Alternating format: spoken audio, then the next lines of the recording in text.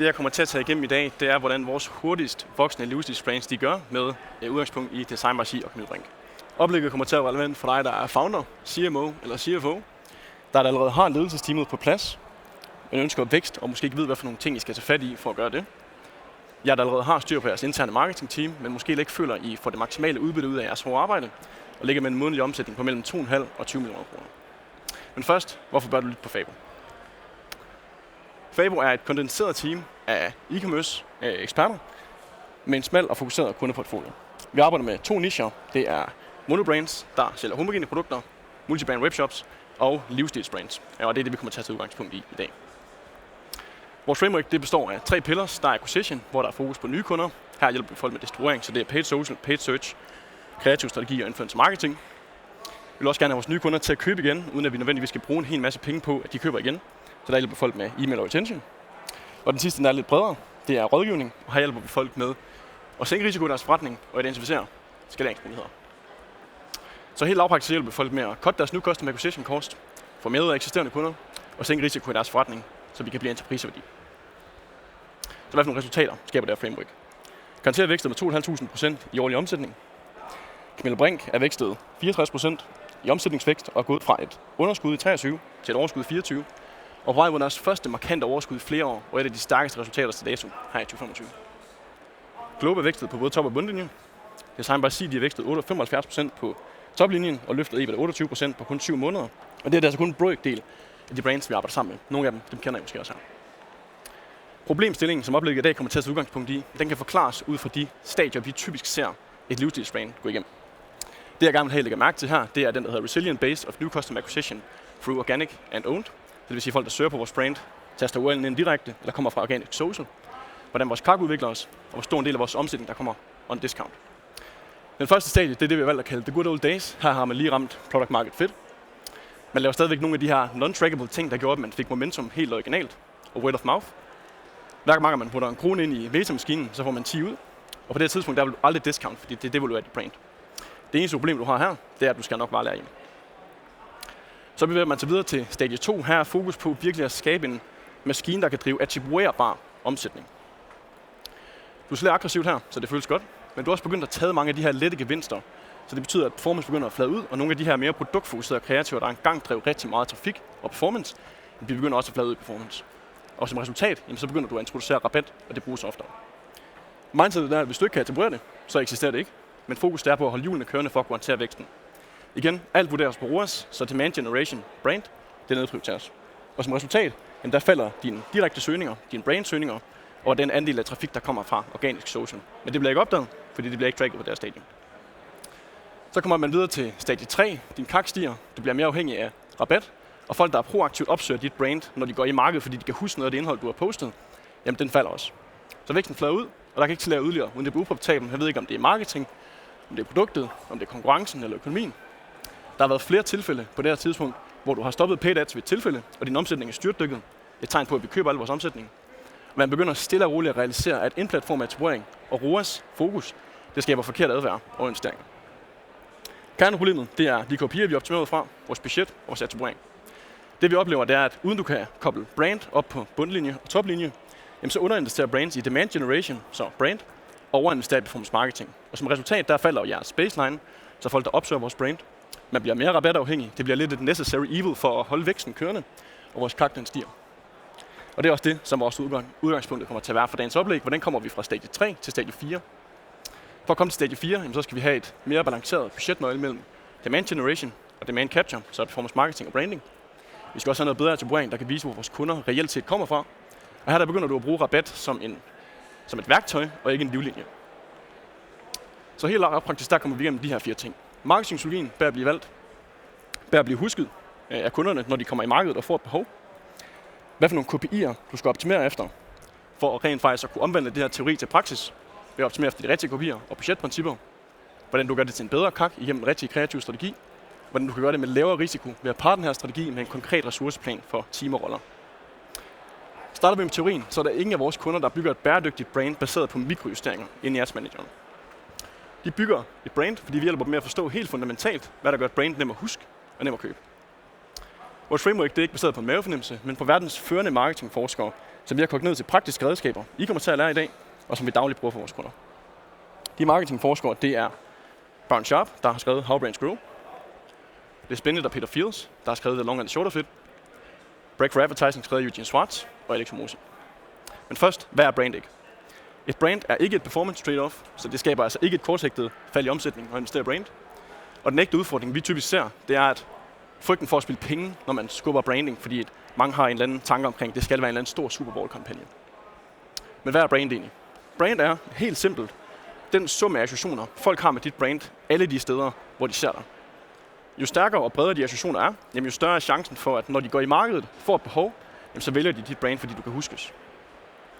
Som Preston siger, true brand building is not about making more people proactively seek out your company when they're ready to buy. Vi har et target herinde i Fabo, hvor vi gerne vil have, at 30% af vores omsætning kommer fra det, vi kalder baseline, så det vil sige brandsøgninger, direkte søgninger og organisk social traffic. Hvis der gør det, så ved vi, at vi gør noget rigtigt, fordi folk kan huske vores indhold og opsøge os proaktivt. Så lad os prøve at dykke ned af nogle af nøglesnippets af teori relevant til det her oplæg. Den første teori stammer fra How Brands Grow. Den kaldes Double Jeopardy, og det er et fokus-slide, så det vil sige, hvad vil vi gerne have, at livsstilsbrands fokuserer på for at penetrere markedet. Definitionen af den er, at mindre brands ikke kun har færre købere, men de oplever også lavere loyalitet, selvom de faktisk har det som et fokusområde. Grunden til det er, fordi brandstørrelse hænger sammen med penetrering, så hvor mange der køber, og hvor ofte de køber. Effekten er, at store brands vinder dobbelt, så de har flere købere og mere loyale købere, og for små brands, der er det omvendte.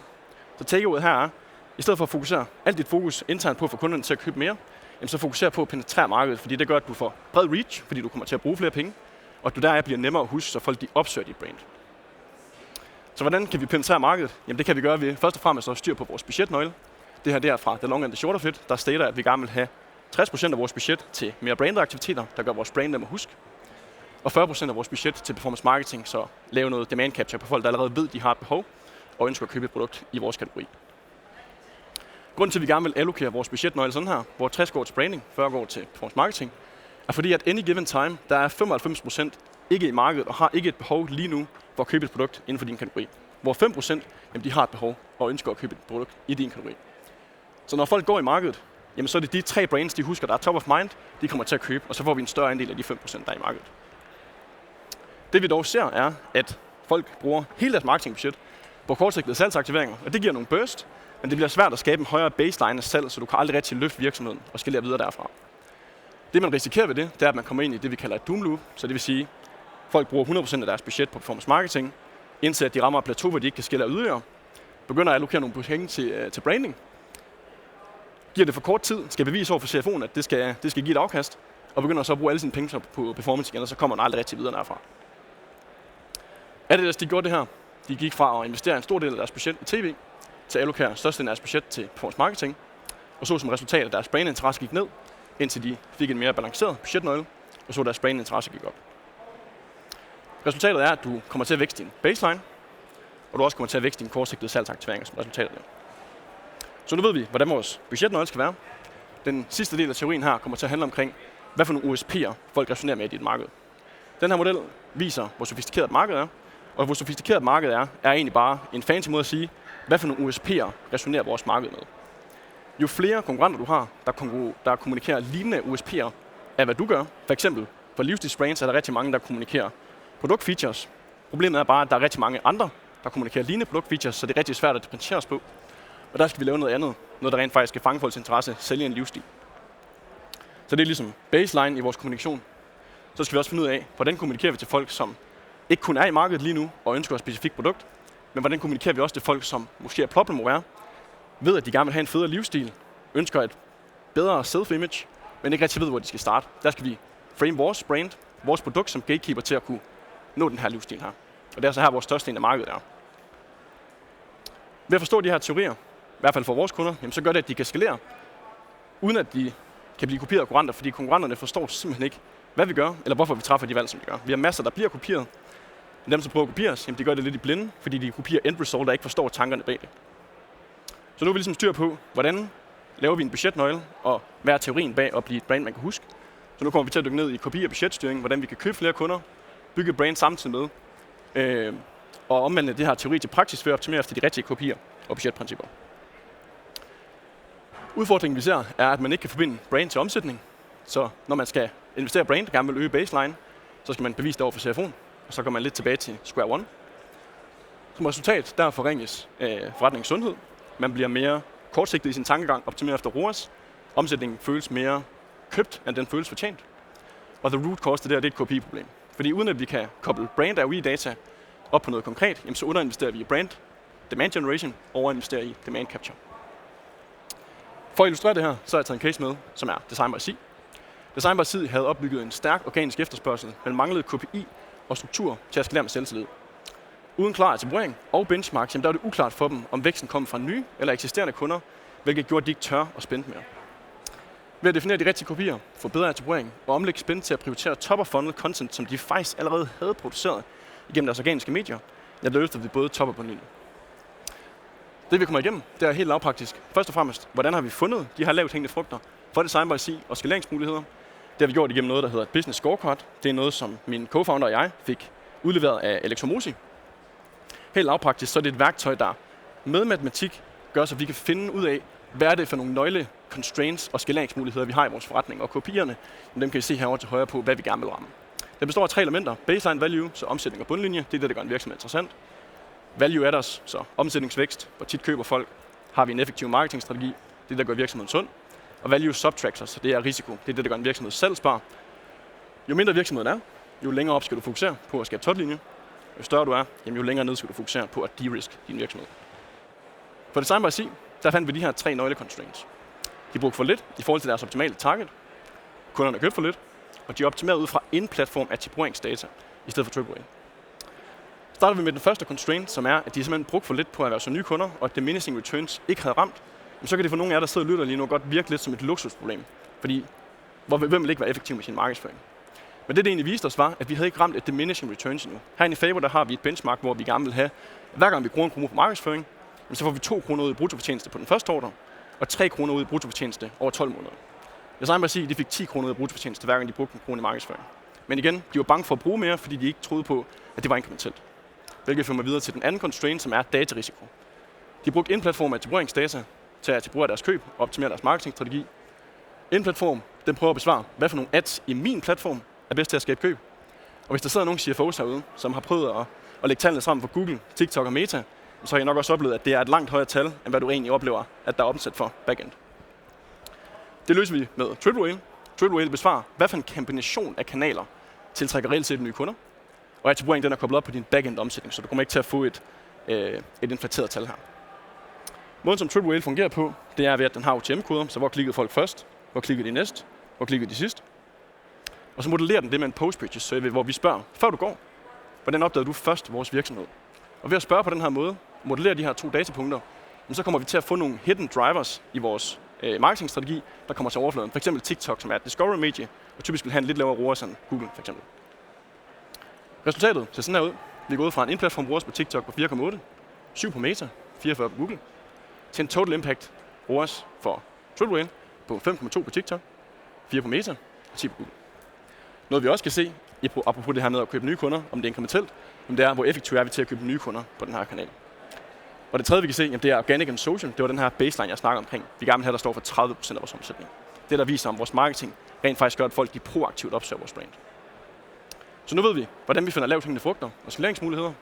Det næste, vi kommer til at gå igennem, det er, hvorfor P&L targets og kopier med diminishing returns i mente er afgørende for e-commerce vækst. Når vi sætter kopier, så deler vi det op i 2 metrikker. Vi har de hårde metrikker og de bløde metrikker. De hårde metrikker, det er typisk P&L forecast. Altså kan vi rent faktisk få nogle reelle tal på, om vi tjener penge eller ej. Virker vores marketingstrategi? Hvor effektiv er vi med vores marketing? Det er det, vi lige snakker om før.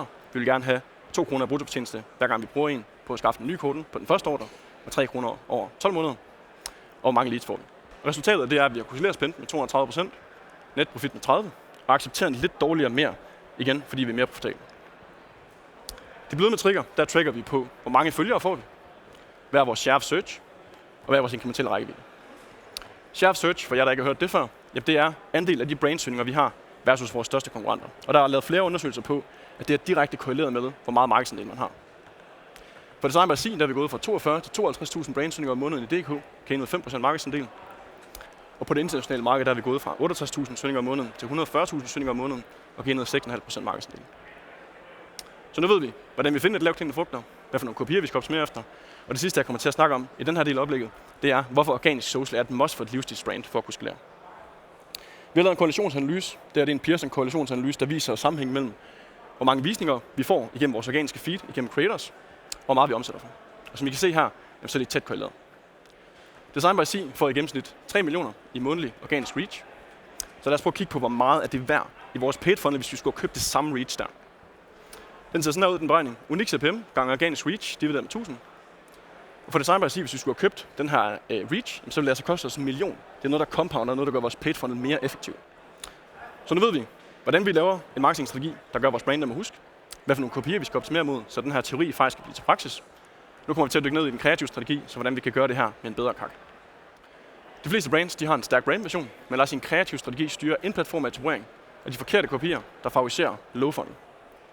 Resultatet det er, at budgettet bruges på at fange eksisterende efterspørgsel, i stedet for at skabe en ny, og som resultat, der rammer de fleste et plateau. Den her del af oplægget kommer til at tage udgangspunkt i Camille Brink. Camille Brink de havde en stærk brand-version, som var Empower women to express their true selves. Men problemet var bare, at 90% af deres budget det blev brugt på bottom of funnel aktiviteter. Så ved at skifte fokus fra helt fundamentalt produktfeatures, som var en stor del af deres kommunikation, mod livsstil, skalere content output fra creators og brandkampagner, der tiltrækker vi nye kunder og øger incremental reach. Det vi kommer til at kigge på for at bygge en ordentlig kreativ strategi som livsstilsbrands, det er først og fremmest, hvilke nøgletal skal du kigge på i din ad-account for at skulle skalere, og hvordan bygger du reelt set en ordentlig kreativ strategi. Lad os prøve at starte med at kigge på nøglemetrikker, som du skal kigge efter. Det deler vi typisk op i de her 3 faser. Der er top of funnel til folk, der ikke kender os. Her måler vi på, får vi incremental rækkevidde? Er der nye mennesker, som aldrig har mødt vores brand før, der interagerer med vores brand og er interesseret i det? Det er typisk livsstils, kreativer, events osv. Så bevæger vi os ned. Folk bliver problem aware, solution aware. De ved, at de har et problem. De vil gerne have en federe livsstil. Her optimerer vi faktisk efter at få et større owned audience, så det vil sige følgere og leads. Og grunden til, at vi gør det, det er fordi, at hvis folk de skulle, som vi lige så før, i forhold til, hvor meget organisk skal være, se os lige så mange gange, som vi kan gøre, når de følger os, jamen, så vil det være langt dyrere. Og her der kan vi eksponere dem 10 gange mere, uden ekstra spænd. Så bevæger man sig ned, ved man har et behov for et smykke, eller et tøj, eller hvad det nu end kunne være, og der optimerer vi efter ønsker og køb. Så lad os prøve at kigge på, hvordan de her kopier de har udviklet sig for Camille Brink. Incremental reach, det er den mere lyserøde farve, som I kan se her, hvor det er 24 versus 25. Vi har slet spændt med 120%, incremental reach med 110%, og sænket cost per incremental reach med 12%. Vi er gået fra at tabe følgere til at gain følgere. Vi er gået fra ikke at have et lead acquisition flow til at have konsistent lead acquisition. Vi er gået fra 118.000 ønsker på ønskeskyen til 231.000. Vi er gået fra at optimere efter in-platform ROAS til NC ROAS ind i platformen også. Så nu ved vi, hvad for nogle kopier skal vi optimere på overordnet, hvad for nogle kopier skal vi optimere på ind i ad-accounten. Lad os prøve at kigge på det, som rent faktisk også gør, at de her kopier de udvikler sig positivt. Hvordan du bygger en kreativ strategi som livsstilsbrand. Camille Brink før, deres kommunikation handlede meget omkring, at det var lavet af støvlingssølv, god Trustpilot, god kundeservice. Så det handlede om Camille og produkterne, frem for livsstilen og personerne, som bærer dem. Problemet er bare, som vi også var igennem til at starte med, at forbrugerne har hørt de her USP'er tusindvis af gange før fra tusindvis af andre brands. Igen, deres brandversion var Empower women to express their true selves, own their power within and inspire others. Men deres feed det viste noget helt andet. Det var meget produktfokuseret. Ikke særlig inspirerende. Og det samme var gældende for deres paid funnel. Meget kommercielle budskaber til folk, som allerede kender dem. Back in stock. Vores virale øreringe er udsolgt, nu tilbage på lager. Og vi havde også creators med, men det var igen et meget kommercielt setting, som I kan se heroppe på den, der står lige ved siden af middle of funnel. Så for at opsummere, al trafik kom fra paid ads. Det udgør en stor risiko i og med, hvis vi slukker paid ads, så ser vi, at omsætningen den styrtdykker. Vores brandkampagne var typisk i et studiemiljø, så det var uinspirerende og uden fokus på god storytelling. Vi havde ikke events. Vores postfrekvens var på lav på organic, og vi brugte et SaaS-platform til at source creators, hvilket gjorde de meget sjældent bare on-brand. Som Preston han siger, if nearly all of our growth comes from ad clicks, it shows that demand generation is lagging behind demand capture. It means that we are not preparing people who are not in market, so that when they do enter, they proactively seek us out. Vi har fjernet fokus fra produktfeatures, rykket over mod livsstil. Igen, når det kommer til at sælge smykker, så nytter det ikke noget, at vi kommunikerer nogle USP'er, som alle andre også har kommunikeret i rigtig lang tid. Så det tvinger os til at kunne være mere kreative, sælge en identitet, sælge en vibe, en livsstil, i stedet for kun at sælge produkter og deres features. Igen, kigger vi tilbage på deres brandvision, så viser deres feed også noget, som er noget mere retningsnær. Det er et balanceret mix mellem livsstil, creators og produkter, som framer som en gatekeeper til den livsstil her. Måden vi eksekverede det på, det gjorde vi igennem creators, så vi opskalerede creators markant for at skabe kontinuerlig, autentisk content i de rigtige miljøer, på de rigtige personer. Et godt content for livsstilsbrands, det består af 3 elementer. Miljø, persona og musik. Vi har lavet flere hero-kampagner med fokus på storytelling, miljø og musik.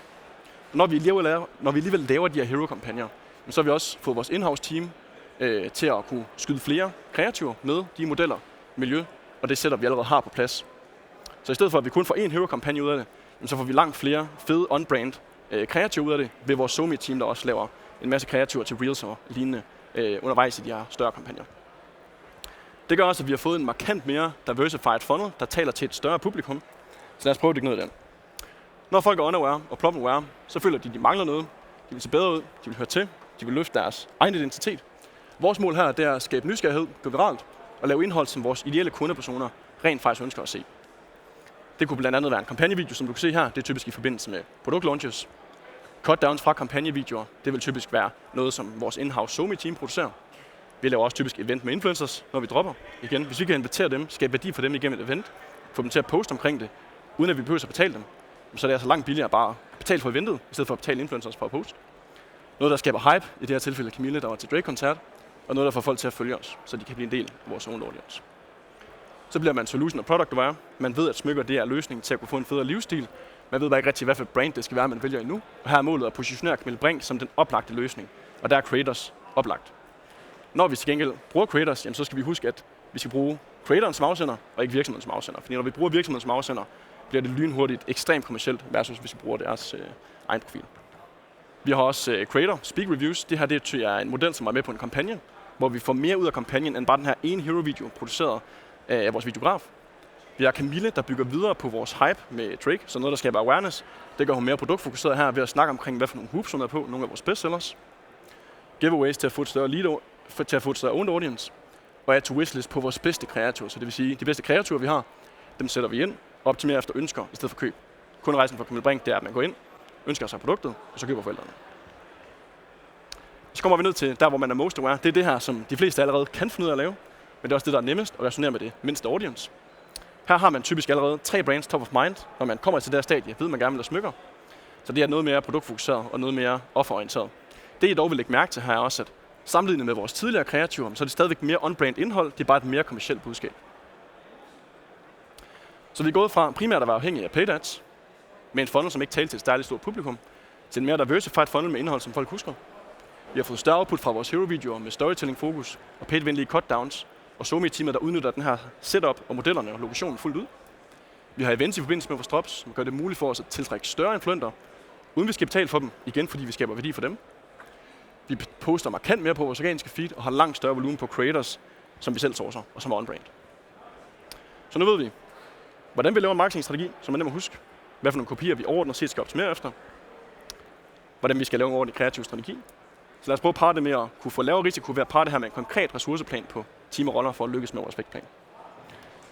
Det vi typisk ser, der er en flaskehals i de fleste forretninger, det er den strategiske viden. Det er noget af det, vi lige har været igennem. Det lever typisk bedst på C-suiten og igennem andre bureauer, som har erfaring med at lave lignende ting, som det du gerne selv vil løse. Og så er det den operationelle udførelse. Har vi først og fremmest de rigtige kompetencer in-house, og har vi nok kapacitet til at lave nok af det materiale, som vi gerne vil have skubbet ud. Det vi gerne typisk vil opjustere og insource og øge volumen af, det er produktudvikling, så vi kan lave flere fede kampagner med fed storytelling til, der gør, at folk forelsker sig af vores brand. Contentproduktion og sourcing af creators. Sourcing af creators er nok en af de nemmeste måder at kunne blive associeret med nogen, som vores brand gerne vil kobles op med. Og for jer, der sidder derude, der kan det godt være forskelligt, hvad jeres organisation ligesom skal opskaleres på. Det vi typisk plejer at spørge, det er, hvor mangler eller vil vi mangle kapacitet på kort eller mellemlang sigt? Og hvor mangler eller vil vi mangle specifikke kompetencer på et bestemt niveau på kort og mellemlang sigt? Hvis du er i fase 3, så ser du højst sandsynligt, at din CAC den stiger.